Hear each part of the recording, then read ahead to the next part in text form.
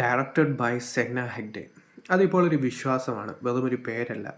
മിക്ക സിനിമകളും അദ്ദേഹത്തിൻ്റെ ബോക്സ് ഓഫീസിൽ വലുതായിട്ട് വർക്കൗട്ട് ആയില്ലെങ്കിൽ പോലും അദ്ദേഹത്തിൻ്റെ സിനിമകളുടെ ക്വാളിറ്റി ഇപ്പോൾ ഒരു വലിയ ബഡ്ജറ്റിൽ ഒത്തിരി സിനിമകൾ തമിഴിലും തെലുങ്കിലും ഒക്കെ ഹിന്ദിയിലൊക്കെ ഇറങ്ങുന്നുണ്ട്. പക്ഷേ ക്വാളിറ്റി എത്ര എണ്ണത്തിനുണ്ടെന്ന് ചോദിച്ചാൽ നമുക്ക് വളരെ കുറച്ചുള്ള സിനിമകളുടെ പേര് മാത്രമേ പറയാൻ സാധിക്കൂ. ചിലപ്പോൾ സിനിമകളുടെ പേര് പറയാനേ സാധിക്കില്ല. ആ ഒരു രീതിയിലാണ് ബിഗ് ബഡ്ജറ്റ് മൂവീസിൻ്റെ അവസ്ഥ. സ്പൈ യൂണിവേഴ്സ്, അങ്ങനെ കുറേ ഹൊറർ യൂണിവേഴ്സ്, അങ്ങനെ കുറേ സിനിമകളുണ്ട്.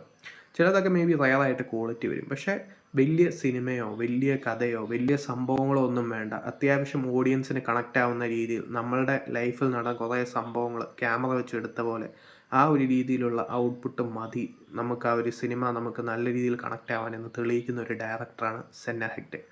സോ അദ്ദേഹത്തിൻ്റെ റീസെൻ്റ് ആയിട്ട് വന്ന അവിഹിതം എന്ന് പറയുന്ന പേര് പോലെ തന്നെ ഇങ്ങനെയുള്ളൊരു കാഴ്ച പ്രകാശൻ എന്ന് പറയുന്ന ആ ഒരു നാട്ടുകാരൻ കാണുന്നു. അങ്ങനെ കണ്ടു കഴിയുമ്പോഴത്തേക്കും അദ്ദേഹത്തിന് ഉള്ള ആ ഒരു ക്യൂരിയോസിറ്റിക്ക് ഇതാരാന്നറിയില്ല. പക്ഷേ ഒരാളെ കണ്ടു, ഒരാളെ കണ്ടില്ല. സോ ഇത് നേരെ ചെന്ന് ആ ഒരു നാട്ടുകാരനായ വേണുവിനോട് പറയുന്നു.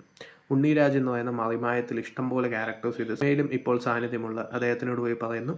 അദ്ദേഹത്തിൻ്റെ സ്പോട്ടിലുള്ള എക്സ്പ്രഷൻസ് ആണെങ്കിലും പിന്നെ അങ്ങോട്ടുള്ള പല പല സംഭവങ്ങളാണെങ്കിലും ഇദ്ദേഹം കണ്ടുപിടിക്കുന്ന ഒരു പേരും പിന്നെ അങ്ങോട്ട് അവരിടുന്ന പ്ലാനും ഇതെങ്ങനെയാണ് കണ്ടുപിടിക്കേണ്ടതെന്നുള്ള സംഭവങ്ങളൊക്കെ വളരെ രസകരമായിട്ട് പറയുന്ന ഒരു ബ്ലാക്ക് കോമഡി സാറ്റയർ എന്ന ജേണറിൽ വരുന്നൊരു മൂവിയാണ് അവിഹിതം.